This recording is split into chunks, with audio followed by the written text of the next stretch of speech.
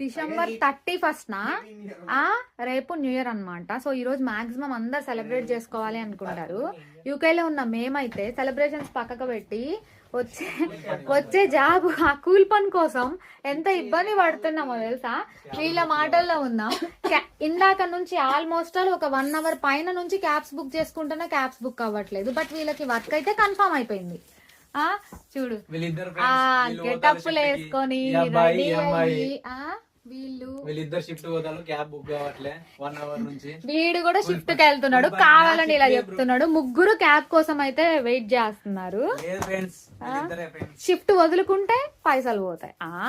ఏముందిలే ఇప్పుడు ఎంజాయ్ చేసేది ఏం లేదు, మళ్ళా నెక్స్ట్ ఇయర్ వస్తది కదా, అప్పటికేమన్నా మన దగ్గర పైసలు ఉంటే ఓకే దెన్ ఎంజాయ్ చేయొచ్చు అన్నట్టు ఉన్నారనమాట.